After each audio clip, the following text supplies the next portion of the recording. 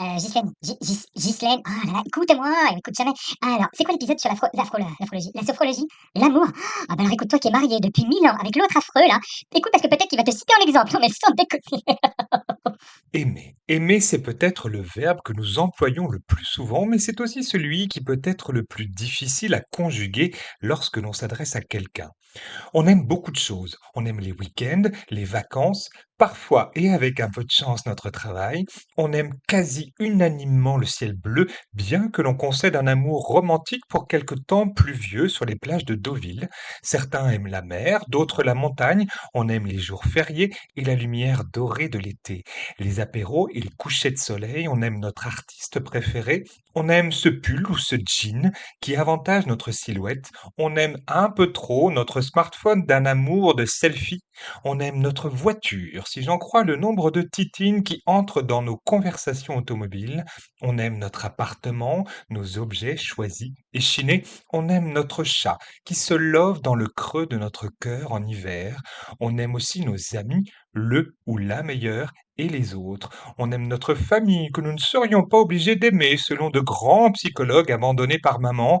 Et on aime l'autre, celui, celle qui nous enserre le dimanche matin quand il est encore trop tôt pour déranger la couette. Est-ce que l'amour, d'ailleurs, se surprend à l'aube lorsque l'haleine est encore nocturne et que les corps se réveillent? Est-ce que l'amour peut être célibataire quand on souhaite profiter de toute la largeur du lit sans qu'aucun lève-toi m'amour ne vienne perturber ce beau moment de liberté choisie? Est-ce que cette tête de toutou qui se pose sur votre épaule et qui ne demande rien d'autre que votre présence n'est pas une preuve que l'amour inconditionnel existe? Suis-je qualifié, certifié RNCP pour vous parler d'amour? Absolument pas. Est-ce qu'il existe des experts de l'amour comme il en existe pour Miami ou Manhattan? Résolument non. Il y a des vacances et des feux de l'amour. Il existe des histoires, des livres, des films, des musiques, des passionnés et des repentis de l'amour, mais personne en ce bas monde ne sait de quoi il parle pour les autres. Nous savons nos amours et c'est bien assez comme ça. Lorsque l'on parle d'amour, on se réchauffe parce que c'est une émotion qui nous rapproche de l'autre. Mais la température baisse lorsque l'amour n'est plus. C'est alors que se glace un cœur en détresse, désespérément en manque. On se jure que plus jamais nous ne l'autoriserons à battre pour un regard plus enflammé que les autres. Ne jurons pas l'impossible, parce qu'il est évident, et ça je vous le signe en bas de cette page, que nous aimerons à nouveau aussi fort et aussi imprudemment qu'avant. Lorsque l'on parle d'amour, on se réchauffe parce que c'est une émotion qui nous rapproche de soi. Le manque d'amour est une chance d'amour parce que c'est à ce moment-là qu'on en saisit l'importance et l'intensité. Si l'amour est capable de tout chambouler dans votre cœur, vos tripes et votre âme, c'est qu'il témoigne que vous êtes en vie. Le vide laissé témoigne que vous êtes en vie. La douleur témoigne que vous êtes en vie. Je vous l'assure, le manque d'amour est momentané et vous pouvez le combler. L'insupportable obsession de l'autre peut se muter en sublime obsession pour vous. Je vais vous parler pendant quelques secondes, tenez le coup et les accoudoirs de votre fauteuil, je vais vous parler de poésie et du maître incontesté du marasme psychique, Charles Baudelaire. Même lui a vu dans les ténèbres une possibilité d'inspiration. Mais les ténèbres sont elles-mêmes d'étoiles où vivent, jaillissant de mon œil par milliers, des êtres disparus au regard familier. C'est le dernier tercet du poème Obsession tiré des Fleurs du Mal.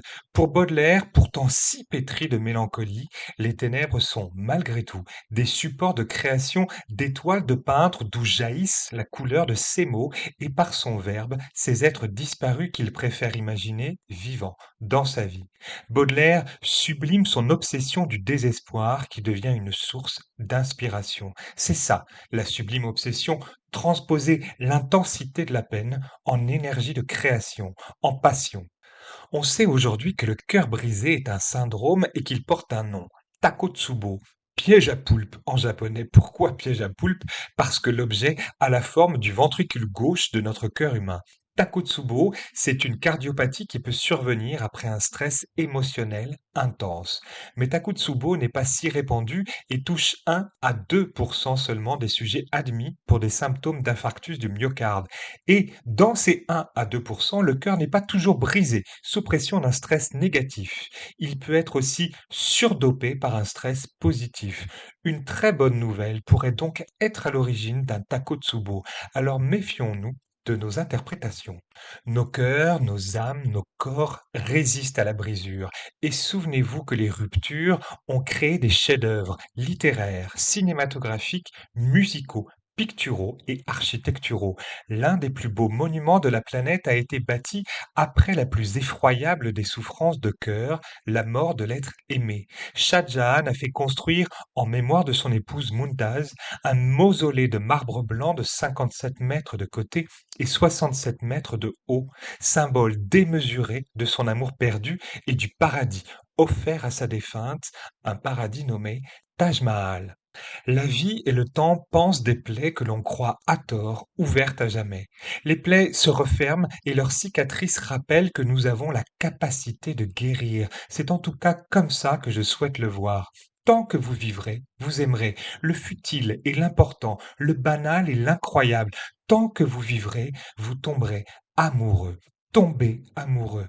N'est-ce pas dingue comme expression? On désigne là une chute, une perte d'équilibre, c'est un état d'incontrôle et d'euphorie, c'est une sensation d'abandon à quelqu'un qui vous fait sourire en permanence. Quelle autre chute vous fait sourire en permanence et quelle autre chute se partage aussi béatement avec l'autre? Parce qu'un jour arrive où vous tombez de concert avec celui ou celle qui vous aura fait trébucher. Rendez-vous compte que nous sommes capables d'éprouver et partager un sentiment aussi fort et magnifique que celui-là. Quelle alchimie surprenante de savoir que cet amour est ressenti par celui ou celle qui vous bouleverse. C'est fou qu'une même émotion puisse lier à ce point-là deux êtres humains différents. Attention, si nous convenons que la chute est incontrôlable, faites attention où vous marchez et ne butez pas bêtement contre un vendeur de rêves ou la fée de l'illusion. Assurez vos pas et faites confiance à votre instinct, à votre raison. Au départ de tout, c'est à eux de prendre la parole. Ne pas écouter leur mise en garde, c'est prendre le risque d'une mauvaise chute et d'une blessure de cœur. Vous me direz, il y a des risques nécessaires si on veut apprendre à tomber. Alors, de quoi je me mêle? On aime tellement de choses et c'est un mot précieux qui supporte tout de même assez bien d'être utilisé à tort et à travers, parce qu'aimer une balade en montagne à l'heure où les embouteillages se forment en ville, c'est un amour apaisant, parce qu'aimer cette pacotille de bijoux sur votre cou qui vous fait vous sentir belle, c'est l'estime de soi et c'est toujours très très bon à prendre, parce qu'aimer les matins, c'est adorer chaque jour où se dissipe l'obscurité. Il y a suffisamment de choses à détester pour ne pas les compenser par cet abus de langage. Aimer l'amour de tout, des détails et des petites choses insignifiantes, et aimer les grandes choses, la rencontre, l'inamoramento, c'est-à-dire l'amour naissant, ce moment où l'être que l'on va aimer, que l'on pourrait aimer dans quelques minutes, quelques heures, nous apparaît comme une force vitale, libre et virevoltante, comme un animal imprévisible, extraordinairement vivant mais indomptable, parce qu'il n'y a aucune certitude à l'inamoramento, au contraire, c'est l'inquiétude que le sentiment ne soit pas réciproque qui va précipiter et créer les conditions à l'amour et peut-être au coup de foudre. Tiens, la foudre. La foudre frappe en éclairs et en silence. Alors vous ne les voyez pas, mais j'ai écrit des guillemets à silence. La vitesse de la lumière va plus vite que la vitesse du son. Ce n'est donc qu'une fois tombé que l'on entend le bruit d'un coup de foudre, le tonnerre. Rien ne serait plus imprévisible qu'un coup de foudre. L'arbre solitaire, frappé au beau milieu d'une clairière, pourrait vous démontrer le contraire. La foudre frappe à l'endroit le plus court, entre les nuages et la terre. La cime de l'arbre est au plus près du choc électrique que la terre de ses racines. Il était prévisible que sa hauteur soit frappée d'un coup de foudre. On sait peu de temps avant qu'il va y avoir un coup de foudre, on sait peu de temps avant que l'on va tomber amoureux. L'inamoramento, c'est l'éclair, le tonnerre, c'est le coup de foudre. Alors est-ce que l'amour, c'est compliqué? Non, ça ne l'est pas ou ça ne doit pas l'être. Mais je vous réponds ça aujourd'hui avec l'expérience et le recul que je peux avoir sur ma vie. Vous m'auriez posé la question il y a 30 ans, je vous aurais répondu que oui, c'est compliqué, parce qu'à 20 ans, on accepte que le feu de la passion et pas l'eau qui peut l'éteindre. La réponse dépend certainement des flammes qui se sont rallumées ou des braises que l'on a soufflées. La réponse dépend certainement des chagrins que l'on a surmontés et des cœurs que l'on a brisés. La réponse dépend du temps nécessaire pour apprendre à aimer. Aimez l'amour, quel que soit le temps qu'il pourrait durer, et battez-vous pour lui. Si vous aimez, battez-vous. Si vous n'aimez plus, demandez-vous pourquoi vous restez.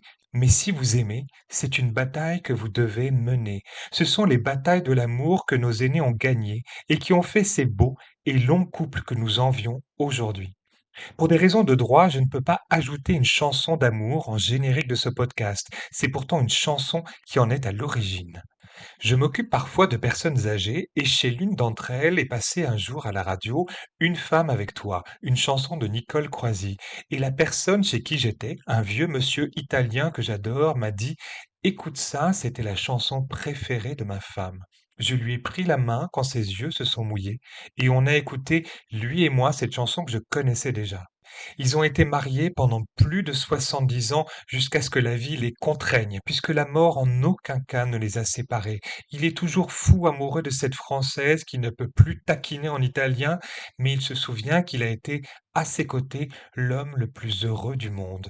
Il m'avoue que le couple a pourtant traversé des tempêtes en coulisses, mais ils les ont affrontées, ils se sont battus, ils ont plié parfois, mais n'ont pas rompu. Près de toi, le temps paraît si court. C'est ce que chante à un moment dans cette chanson Nicole Croisille. Près de toi, le temps paraît si court. En discutant avec lui, je comprends que même leurs disputes les plus ardentes n'ont jamais entamé leur amour et que leur empreinte n'a pas laissé de traces dans ce temps si court dont il se souvient aujourd'hui. Des années plus tard, les plus vives colères ne sont plus que des minutes éphémères. Alors si votre coup de foudre vous fait paraître le temps plus court, appréciez chaque seconde. Si vous êtes désespérément en attente d'un amour qui tarde, ne vous postez pas en plein milieu de n'importe quelle clairière. Le temps viendra où votre cœur sera frappé plus rapidement que votre raison. Et s'il n'est pas encore là, devenez votre sublime obsession.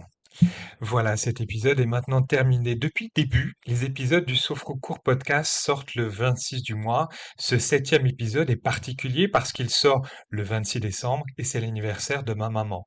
Maman, tu aurais eu 78 ans aujourd'hui, là où tu es, et repose, je te dédie cet épisode. Je pense fort à toi et je t'aime. Merci à tous, merci sincèrement pour vos retours, pour vos témoignages, votre écoute. Ce podcast se développe, me rend de plus en plus heureux. J'aime ce que je fais et c'est de l'amour à n'en pas douter.